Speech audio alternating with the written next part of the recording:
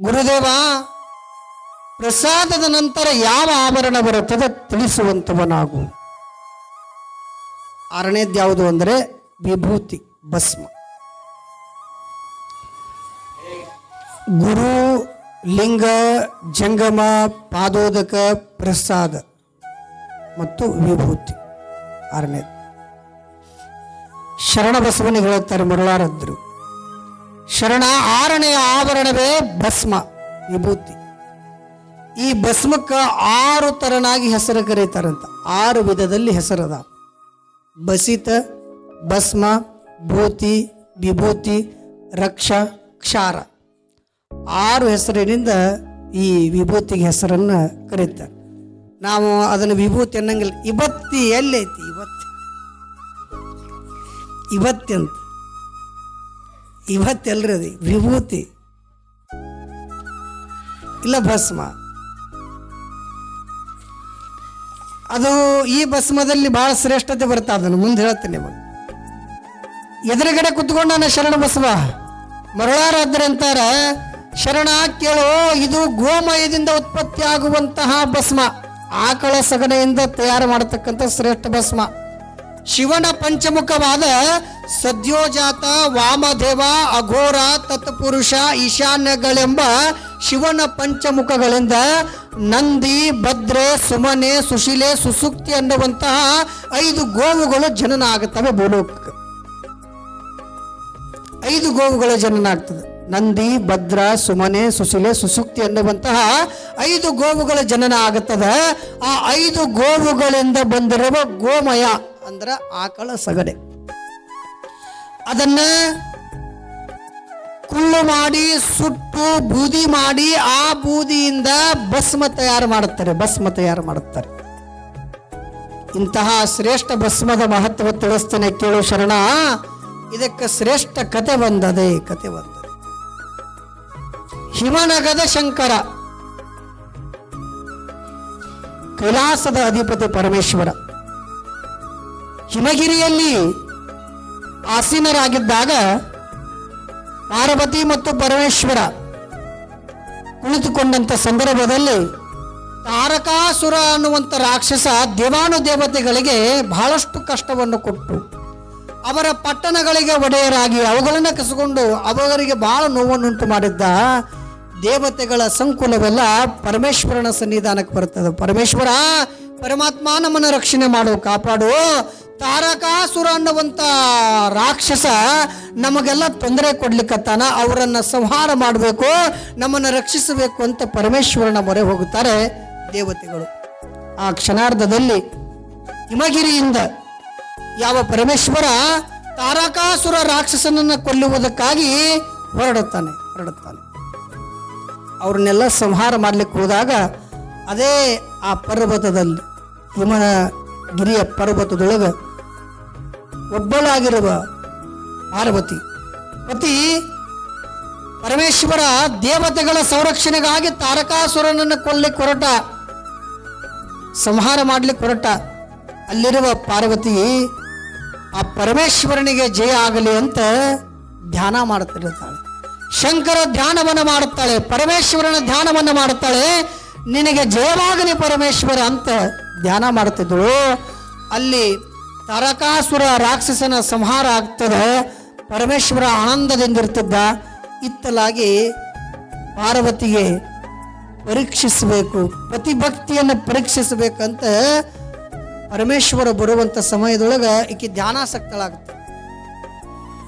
ಪಾರ್ವತಿ ನೋಡಿದ ಪರಮೇಶ್ವರ ಏನೋ ಆ ಗೌರಿಯ ವ್ರತ, ಪಾರ್ವತಿಯ ವ್ರತ ಏನು ಧ್ಯಾನಾಸಕ್ತಳಾಗ್ಯಾಳ, ಈಕೆಯನ್ನು ಪರೀಕ್ಷಿಸಬೇಕು ಅಂತ ನೇರವಾಗಿ ಎಲ್ಲಿಗೆ ಬಂದ ಅಂದ್ರೆ, ಪಾರ್ವತಿ ಕುತ್ಕೊಂಡಿದ್ಲಲ್ಲ ಅಲ್ಲಿಗೆ ಬಂದ. ಹ್ಯಾಂಗ ಬಂದ ಅಂದ್ರೆ, ಓರ್ವ ವಟುವಿನ ರೂಪ ಬಾಲಕನಾಗಿ ಬಂದ. ಪಾರ್ವತಿ ದೇವಿಗೆ ನಮಸ್ಕಾರ ಅಂದ. ಧ್ಯಾನಾಸಕ್ತಳಾಗಿ ಕುತ್ಕೊಂಡಂತ ಪಾರ್ವತಿ ಕಣ್ ತೆಗೆದು ನೋಡ್ತಾಳ. ಹುಡುಗ ಎದುರುಗಡೆ ಹುಡುಗದ. ನೀನಾರು ಅಂದಳು ಪಾರ್ವತಿ, ನಾನು ಈ ಲೋಕದೊಳಗಿರುವಂಥ ಒಬ್ಬ ವಟು, ಇಲ್ಲಿಗೆ ಯಾಕೆ ಬಂದಿ ಅಂದ. ನೀ ಏನು ಮಾಡಕತ್ತೆ ಅಂತ ಕೇಳಿದವ. ನಾನು ನನ್ನ ಒಡೆಯನಾಗಿರುವ ಶಿವನ ಧ್ಯಾನವನ್ನು ಮಾಡ್ತಾ ಇದ್ದೇನೆ, ನನ್ನ ಪತಿಯ ಧ್ಯಾನವನ್ನು ನಾನು ಮಾಡ್ತಿದ್ದೆ ಅಂದಳು ಪಾರ್ವತಿ. ನಿನ್ನ ಪತಿಯಾಗಿರುವಂಥ ಪರಮೇಶ್ವರ ಶ್ರೀಮಂತಲ್ಲ, ಏನದು ಹೇಳು. ನೋಡಿ, ಹೆಂಡತಿ ಎದುರಿಗೆ ಗಂಡನನ್ನು ಅಪಮಾನ ಮಾಡಕತ್ತ. ಹೆಣ್ಮಗಳ ತಿಳ್ಕೊಂತಾಳ. ಪಾರ್ವತಿ ಪತಿ ಪರಮೇಶ್ವರ ಹುಡುಗಂತಾನ. ಪಾರ್ವತಿ, ನಿನ್ನ ಯಜಮಾನ ನಿನಗೇನು ಕೊಟ್ಟಾನ ಹೇಳು? ಬಂಗಾರ ಕೊಡ್ಸ ನಾನು? ಇಲ್ಲ, ನಿನಗೆ ಬಿಡು ಹೋಗಲಿ. ಸ್ವತಃ ತಾನೇ ಮೈತುಂಬ ಬಟ್ಟೆನ ಹಾಕೋದಿಲ್ಲ, ಆ ಹುಲಿ ಚರ್ಮವನ್ನು ಸುತ್ತಕೊಂಡಾನ, ಸುಡುಗಾಡ ಕಾಯ್ತಾನ. ಅವನ ಕೆಲಸ ಯಾವುದಂದ್ರೆ ಸುಡುಗಾಡ ಕಾಯೋದು. ಮೇಲಾಗಿ ಶ್ರೇಷ್ಠ ಮಾಲೆ ಇಲ್ಲ, ಎಲುವಿನ ಹಾರವನ್ನೇ ಹಂದಿರವನ್ನಾಗಿ ಮಾಡ್ಕೊಂಡಾನ. ಎಲುವಿನ ಆ ಹುಮಾಲೆ ಅಂತ ತಿಳ್ಕೊಂಡಾನ. ಮತ್ತು ಹೊಟ್ಟೆಸ್ಸಾಗಿ ಊಟ ಮಾಡ್ತಾನೇನೋ ಅಂದ್ರೆ ಮನೆಗೆ ಭಿಕ್ಷಾಟನೆ ಮಾಡ್ತಾನ. ಅವನಲ್ಲಿ ಏನದ? ಅವನಲ್ಲಿ ಏನೋ ವಿಷಯವೇ ಕಾರಣ. ನಿನ್ನ ಪತಿಯಿಂದ ನಿನಗೆ ಯಾವತ್ತೂ ಕೂಡ ಸುಖ ಇಲ್ಲ. ಅವ ನಿನಗ ಬಂಗಾರ ಕೊಡಿಸಬಲ್ಲ, ಬೆಳ್ಳಿ ಕೊಡಿಸಬಲ್ಲ. ಅವ ಏನು ಏನು ಕೂಡ ಅವ ಕೊಟ್ಟಿಲ್ಲ, ಅವನಿಂದ ಉಪಯೋಗ ಇಲ್ಲ ಅಂತ ಇಲ್ಲ ಸಲ್ಲದ ಮಾತುಗಳನ್ನು ಪರಮೇಶ್ವರನಿಗೆ ನಿಂದನಾ ಮಾಡೋ ರೂಪದೊಳಗೆ ಹುಡುಗ ಮಾತು ಹೇಳಾಕತ್ತನ್ರಿ ಪಾರ್ವತಿ ಮುಂದೆ. ಮತ್ತೆ ಯಾ ಹೆಂಡತಿಗೆ ಸಿಟ್ಟು ಬರಂಗಿಲ್ಲ? ಪಾರ್ವತಿಗೆ ಭಾಳ ಸಿಟ್ಟು ಬಂತು. ನನ್ನ ಯಜಮಾನರಿಗೆ, ನನ್ನ ಪತಿದೇವರಾದ ಪರಮೇಶ್ವರನಿಗೆ, ಮುಕ್ಕೋಟಿ ದೇವತೆಗಳಿಗೆ ಒಡೆಯ ತ್ರಿಲೋಕವಲ್ಲಭ ಸಾಕ್ಷಾತ್ ಎನ್ನುವಡೇನಾಗಿರುವಂಥ ಪರಮೇಶ್ವರನಿಗೆ ಇಂಥ ಮಾತನ್ನ, ಅವಿವೇಕತ್ವದ ಮಾತನ್ನ ನೀ ಆಡ್ತೀಯಲ್ಲೋ, ಅವಿವೇಕಿ ಅಜ್ಞಾನಿ ಅಂತ ಪಕ್ಕದೊಳಗೆ ಭಸ್ಮಿತ್ ವಿಭೂತಿತ್ತು. ಅದನ್ನು ತಗೊಂಡು ಸಿಟ್ಟಿನೊಳಗೆ ಪಾರ್ವತಿ ಏನು ಮಾಡ್ತಾಳ? ಆ ವಿಭೂತಿ ತಗೊಂಡು ಆ ಹುಡುಗ ಓದ್ ಬಿಟ್ಲಿ. ಆ ಹುಡುಗಿಗೆ ಯಾವಾಗ ಈ ದೇಹದ ಮೇಲೆ ಒಗೆದು ಸಾಕ್ಷಾತ್ ಪರಮಾತ್ಮ ಪ್ರತ್ಯಕ್ಷನಾಗ್ತಾನೆ ವಿಭೂತಿ ಸ್ಪರ್ಶದಿಂದ. ಸಾಂಬಜಯ ನಮ ಪಾರ್ವತಯ ಪದ ಶಿವಹರ ನಮ. ಪಾರ್ವತಿ ನೋಡುತ್ತಾಳ, ಹುಡುಗ ಹೋಗಿ ಎನ್ನ ಪತಿದೇವ ಪ್ರತ್ಯಕ್ಷನಾದ, ಏನಿದು ಇಂದು ಮಹಾಪುರ ಸೋಜಗ ಅಂತ ಪಾರ್ವತಿಗೆ ಆಶ್ಚರ್ಯ ಆಯ್ತು. ಅವಾಗ ಮಹಾದೇವ ಪರಮೇಶ್ವರ ನಗುತ್ತಾನೆ, ಪಾರ್ವತಿ ಏನಿದು ನಿನ್ನ ಧ್ಯಾನ, ನಿನ್ನ ತಪಸ್ಸು, ನಿನ್ನ ಪೂಜೆ, ನಿನ್ನ ಪ್ರಾರ್ಥನೆ, ನಿನ್ನ ಆರಾಧನೆ ಏನಿದು ಅಂತ ಕೇಳಿದಾಗ ಪರಮೇಶ್ವರ ನಿನ್ನ ರೂಪ ಇದೆ ಅಂತದ್ದು ಅಂತ ಕೇಳಿದ್ಲು ಪಾರ್ವತಿ. ಅವಾಗ ಪರಮಾತ್ಮ ಅಂತಾನ, ನನ್ನ ಮೈ ಒಳಗ ಉತ್ಪತ್ತಿಯಾಗಿರುವ ಶ್ರೇಷ್ಠ ಭಸ್ಮವಿದು. ಭಸ್ಮ ಶಿವನ ಮೈ ಬೆಳಗುವ ಬಸಿತವನು ನಿತ್ಯದಲ್ಲಿ ಉಪಚರಿಸಲು ನಿನಗೆ ಕುಲವೆಲೋ ಯೋಗಿ ಅಂತ ಶ್ರೀಮನ್ ನಿಜಗುಣ ಶಿವಯೋಗಿಗಳು ತಮ್ಮ ಶಿವಕಾರುಣ್ಯ ಸ್ಥಳದೊಳಗೆ ಹೇಳುತ್ತಾರೆ. ಶಿವಕಾರುಣ್ಯ ಸ್ಥಳದೊಳಗೆ ಹೇಳುತ್ತಾರೆ, ಶಿವನ ಮೈ ಬೆಳಕಾದ ಭಸ್ಮವನು. ಅದು ಶಿವನ ಮೈಯಿಂದ ಬಂದಿರುವಂಥ ಭಸ್ಮ. ಅದು ಮೈ ಬೆಳಗುತ್ತಿರುವಂಥ ಭಸ್ಮ.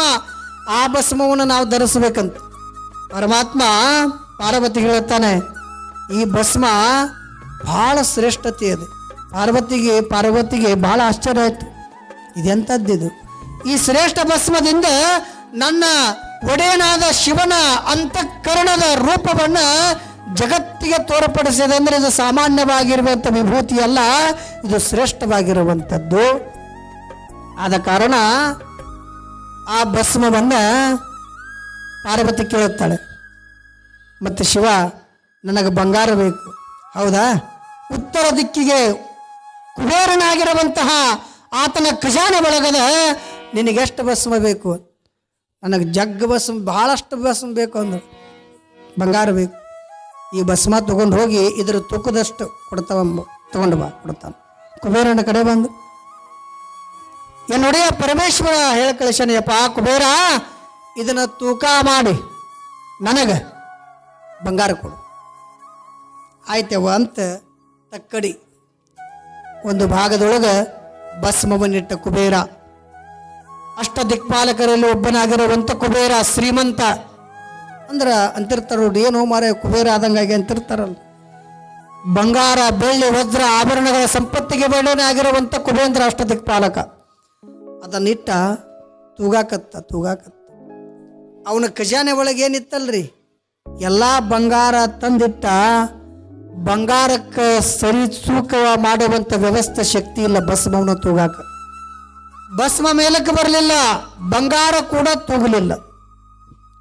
ಕೊನೆಗೆ ಪಾರ್ವತಿಗೆ ಹೇಳದ ಕುಬೇರ ಹೇಳ್ತಾನೆ, ತಾಯಿ ಈ ಶ್ರೇಷ್ಠವಾಗಿರುವಂತ ಭಸ್ಮ ನನ್ನ ಖಜಾನೆ ಒಳಗಿರುವಂತ ಬಂಗಾರದ ತೂಗಲಿಕ್ಕೂ ಕೂಡ ಅಸಾಧ್ಯವಾಗ್ಯದ.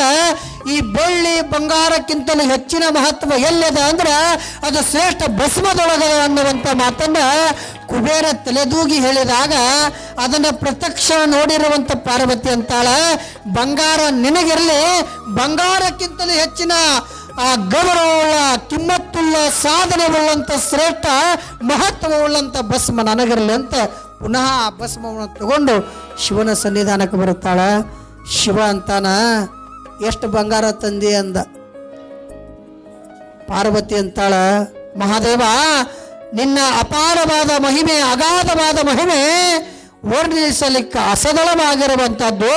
ನಿನ್ನ ಮೈ ಒಳಗೆ ಬೆಳಗುತ್ತಿರುವಂಥ ಆ ಭಸ್ಮ ಬಂಗಾರವೂ ಕೂಡ ಸರಿಸಮಾನವಾಗಲಿಲ್ಲ. ಬಂಗಾರಕ್ಕಿಂತಲೂ ಮಿಗಿಲಾದ ಶಕ್ತಿ ಎಲ್ಲಿದೆ ಅಂದ್ರೆ ಭಸ್ಮದೊಳಗದ ಮಹಾದೇವ.